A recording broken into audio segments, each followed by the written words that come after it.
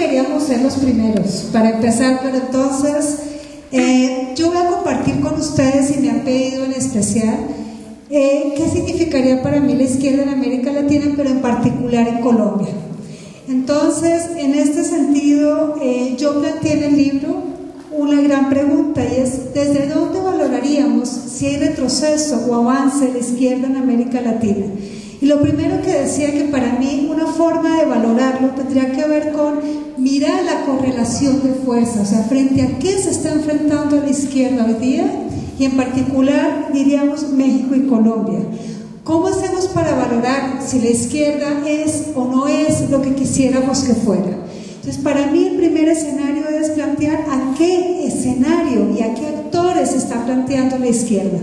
En este sentido, compartirles que planteo que en Colombia especialmente tendremos que conocer al victimario, tenemos que conocer al modelo de capital, y tenemos que conocer en particular cómo este nuevo sistema económico se está planteando, digamos, la ocupación territorial en América Latina y el papel que está jugando Colombia en ese escenario. Y es desde allí donde estoy planteando la importancia de conocer el modelo de paramilitarismo y terrorismo de Estado que en Colombia estamos llevando a cabo desde los años 60. En particular profundizo lo que ha sido el gobierno de Álvaro Uribe Vélez, con la conjunción de paramilitares, empresarios y fundamentalmente las fuerzas militares, y cómo desde allí, frente a esta conjunción de actores y también con el narcotráfico, van generando la expropiación territorial de campesinos, de recursos y de lo que implica el territorio en Colombia. Y por eso desde allí, si miramos incluso lo que ha significado la izquierda en Colombia, podemos ver que existen diferentes formas y expresiones. En primer lugar, lo que ha sido las FARC, digamos la izquierda insurgente, que ha sido muy importante en Colombia, estemos de acuerdo o no con ella, ha representado una fuerza importante para América Latina. Pero también, digamos, otro segundo escenario de valorar la izquierda en Colombia, y también diríamos en México, tiene que ver con la conformación de partidos políticos de izquierda. ¿Y cuál ha sido el papel que estos partidos vienen, digamos, cuál es su papel en esas conformaciones también de las derechas en América Latina? En el caso de Colombia, decir que la UP fue un partido político, el cual fue totalmente aniquilado, arrasado, fue una masacre, fue un genocidio, que realmente estamos hablando que fueron asesinados y desaparecidos más de 10.000 personas. Durante todo este proceso se ha tratado de reconfigurar la izquierda partidista en Colombia, lográndose una nueva experiencia con el gobierno de Álvaro Uribe Vélez, que realmente es el representante del paramilitarismo en Colombia, y se crea lo que se llama el Polo Democrático, una fuerza importante que todavía permanece, sin embargo no pudo mantenerse, y esto creo que es importante, como una fuerza política de peso en Colombia. ¿Por qué? Por varias razones. Primero, porque hicieron alianzas con sectores de derecha. Segundo, por el nivel de hostigamiento y amenazas que sufrieron también sus miembros. Pero finalmente decir que el proyecto de Álvaro Uribe Vélez y también el del presidente Santos actual han generado una ofensiva frente a cualquier oposición a su proyecto. Y en tercer lugar, ubicamos en Colombia, y como creo que varios autores también lo rescatamos en el libro, algunos hablan de los nuevos sujetos, yo diría que son viejos, llevan muchísimo tiempo, pero que empiezan a tener una importancia importante en el empoderamiento de la resistencia frente a modelos ciudadano, liberador, que impulsa nuevos paradigmas emancipadores a partir de realidades concretas. Por ejemplo, para repetir el caso de Los Sin Tierra, del EZLN, que junto con otros movimientos que en la cordillera de los Andes impulsan el vivir bien y el buen vivir, se constituyen en pivotes de las diferentes formas de resistencias y en un referente ético para repensar las utopías, pero también, como está ocurriendo ahora en Bolivia y Ecuador, son antitéticos con el vivir mejor inherente de la cosmovisión occidental y que presupone vivir mejor que los demás, es decir, ese individualismo regido por la lógica política del gallinero, que ya la conocen ustedes, y a expensas de la depredación de la naturaleza. Nuevos movimientos comunitarios y de... Yo creo que la cosa me interesa más como punto de reflexión, y tal vez así pueda ser leído el libro, más por este lado. La construcción, todavía embrionaria, muy en pañales, de un bloque contrahegemónico, ¿no? Ahora, México, dos palabras sobre un tema interesante. De las ofertas que están en juego, digamos, lo que más se acercaría a, obviamente, es el llamado movimiento progresista, que es un pegostre de fuerza política que puede situarse tal vez en el centro, en la centroizquierda, no sé realmente qué podemos pensar del movimiento ciudadano, de algunas corrientes internas del PRD, lo que fuere. Pero bueno, su candidato procura, de manera a veces muy elemental, muy simple, mucho menos radical que el discurso de Correa, por favor, ni hablar de Chávez y cosas de este tipo, yo diría que ni de Cristina, de manera muy tenue, cada vez dicen menos cosas, Andrés, porque en realidad se está cuidando tanto de no perder al electorado, sobre todo al 30% de indecisos, que cada vez es más medido en sus cosas.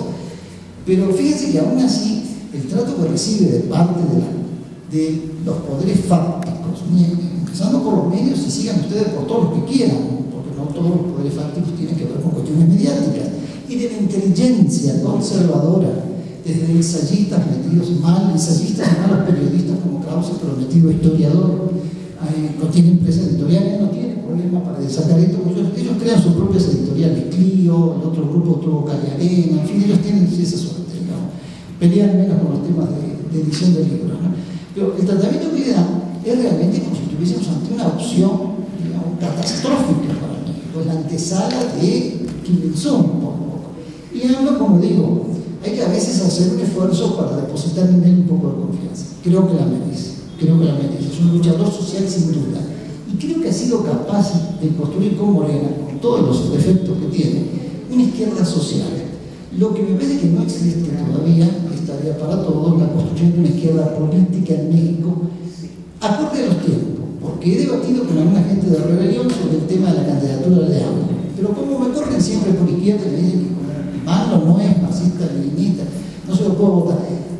Díganme ustedes, una candidatura realmente socialista en México tiene algún futuro en términos electorales, porque vamos a ponernos de acuerdo, si uno decide participar en un proceso electoral, hay que aceptar reglas del juego. Si no, hay que agarrar el rifle y al monte, ese es otro tema, otro debate, ya lo discutimos mucho en los 60, 70. Pero ingresar en un proceso electoral es aceptar reglas del juego. Un lenguaje más radical quedaría en 5 puntos porcentual del electorado, digamos, si de por sí hay miedo por algo que realmente es sumamente moderado, se imagina una opción más por izquierda. Creo que es lo que existe, una izquierda social que se expresa también en el zapatismo, que no participa en procesos electorales, en organizaciones urbanos populares, en organizaciones campesinas, en un sector del magisterio, etc. No veo todavía el embrión de la izquierda política en México. He escuchado sobre esto que hay que reflexionar en otro libro, sí. Se descubrió que sobre 10 personas había 7 que eran incapaces de identificar a un columnista político reconocido. Si uno les decía, Miguel Ángel Granados Chapa, ¿dónde escribe? Granados Chapa pasó por todos los periódicos de México, no me acuerdo en ese momento dónde estaba, creo que se estaba en Reforma. Pero pasó por toda la historia de los diarios de México, tuvo una época gloriosa de Excelsior. Pero digamos, no interesa el tema, en ese momento donde estaba colaborando él. Lo grave era que la gente no sabía decir dónde estaba escribiendo ese columnista y algunos casi lo desconocían. O dónde escribe Lorenzo Meyer, tampoco. Pero 7 sobre 10. Pero los 10 sí se informaban por los noticiarios en horario triple A. El noticiario que va en las 2 cadenas del duopolio a las 10:30 de la noche. Ese sí es un tema grande, no es analfabetismo, es a veces desidia por la política, cierto apoliticismo, herencia del antiguo partido de Estado, cierta asociación, cierto lugar común que se nota en las conversaciones de la política asociada a la corrupción.